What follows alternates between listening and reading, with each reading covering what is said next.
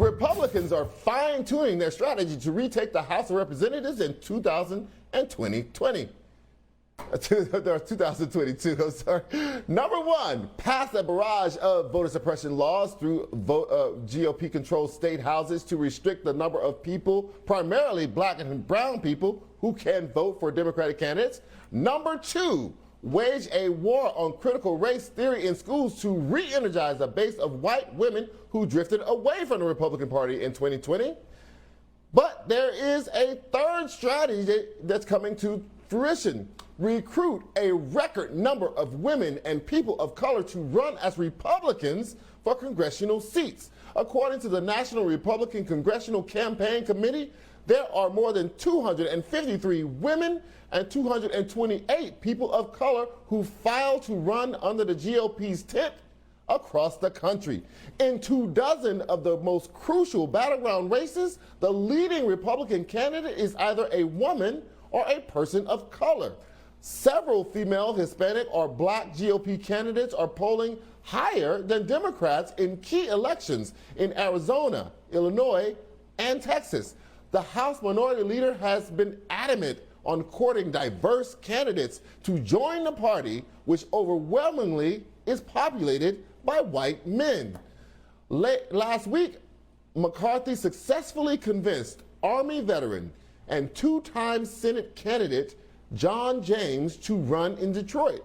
Here in Georgia, Vernon Jones, who was on point, at one point a Democrat, dropped out of the race for the Republican governor to run for the state's 10th congressional district. Today, Jones even secured an endorsement from none other than Donald Trump. Joining me now to discuss are Brittney Cooper, BNC contributor and professor of women's studies at Rutgers University, and Andra Gillespie, associate professor of political science at Emory University. So, Brittney, this is an interesting turn of events. You know, this is the party that has been trying to make it illegal to teach black history, trying to overturn Roe v. Wade, trying to disenfranchise black and brown voters. And they have this army of women and people of color running under their banner, and they're doing relatively well. I mean, is it an interesting turn of events, or is it tired and unoriginal?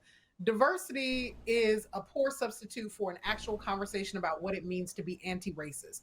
So if you want to, put pops of gender and pops of color in the room, that doesn't mean that you now are not racist. That simply means that you have found folks who have a terrible analysis of gender and sexism and a terrible analysis of racism, and who are more seduced by power and, quite frankly, by the acceptance by white male powerful people who tend to dominate politics on the right. So one of the things that we say in my work is that this is why we don't need to talk about diversity. This is why we need to talk about things like intersectionality. This is why we need to talk about things like power. This is why we need to use terms like white supremacy, because you don't combat white supremacy simply by diversifying who touts your white supremacist message.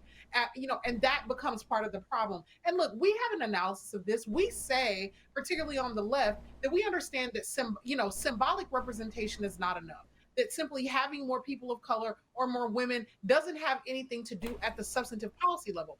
The last thing that I want to say about this is, one of the things we know, if we've ever dealt with racist, is that the first thing that they want to say is, I have a black friend, right? This is basically what it looks like to take that kind of analysis and elevate it to the level of one's politics. That the ability to say that there are black people who think like you, who think in problematic ways as your side does, means that your way of thinking is not problematic. And what we need to be clear about is, no, it just means that you're able to find a bunch of duplicitous folks with a terrible analysis who are willing to do your bidding. And that's the reductive way that we should talk about all these candidates. They're not worth a more complicated analysis than that. They want to be on the side of power. And if that means going against the interest of people of color and women and voting with a party that will do that, they're perfectly willing to do that. Andra, in a way, it's very interesting in that many of the people who are part of disadvantaged groups are often able to say things that the rest of the Republican Party would like to say, But if it comes out of the other person's mouth, all of a sudden it's not as bad, it's not as sexist, it's not as racist. So you can get a Marjorie Taylor Greene to attack AOC in a way that a man attacking her just wouldn't work the same way. You can get black people to talk about being on the Democratic plantation and, you know, allusions to lynching, and it doesn't seem as racist as if a white person said it. In that vein, Vernon Jones tweeted today, Donald Trump gave black people jobs, Joe Biden gave black people crack. He must be on crack himself. I mean, that strategy of being a bomb thrower on the issues where you are associated, on race or on gender or on ethnicity, is that something that will kind of pay off for them, having these people in the tent who can do this thing that the white men are afraid to do? Well, I think that there is certainly an incentive for Republicans to try to diversify their ranks, and in particular to diversify their leadership ranks. We know from data that my friend Tasha Philpott collected at the 2000 and 2004 Republican National Conventions that when the Republican Party in 2004 made a more concerted effort to look more inclusive, to have more black speakers on the stage, that she actually attributes that to one of the reasons why George W. Bush might have actually been able to increase his vote share amongst African-American voters from 2000 to 2004. So there certainly is an incentive for Republicans to want to put diverse faces forward because they know the optics that, you know, really sort of relate to decisions that they made in the 1960s still look bad and kind of redound to them in negative ways.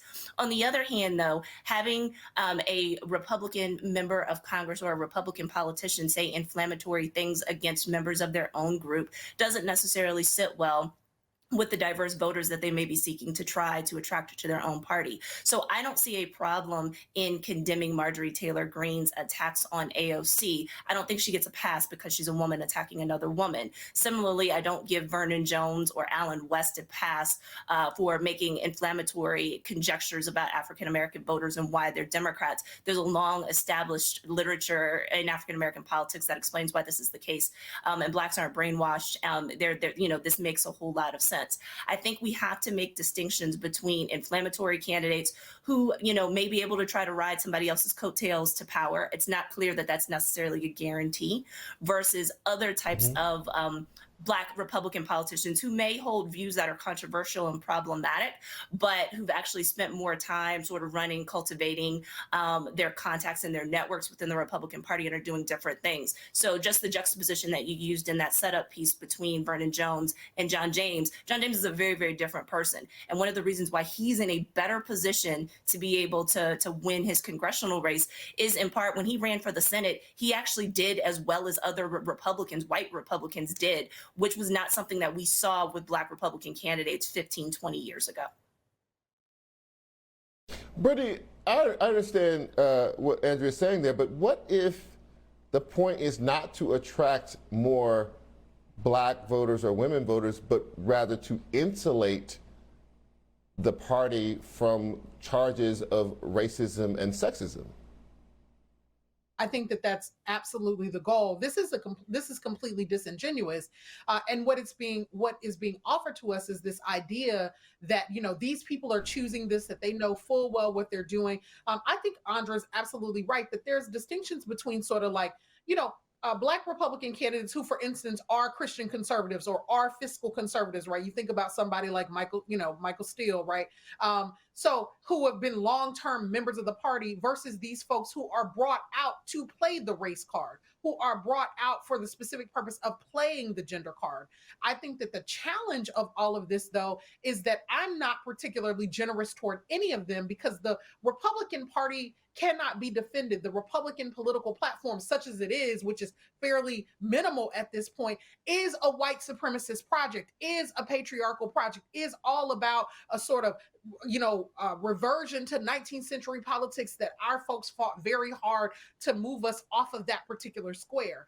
And so when they're bringing in these people, the question isn't just about what they're doing, but also about how we hold accountable the sort of Black folks in particular who would get on board with that kind of project. And I think we have to say these are people who have imbibed a kind of fundamental anti-Blackness. They think it's merely conservative values, but I think that it is internalized self-hatred. And I also think, particularly when you think about white women running for the Republican Party, this is the strategy they have always used to shore up the power of white men and therefore to shore up their own power. And over in the land of feminists where I reside, we look at that kind of politicking as not diversity at all, but as the work of the enemy.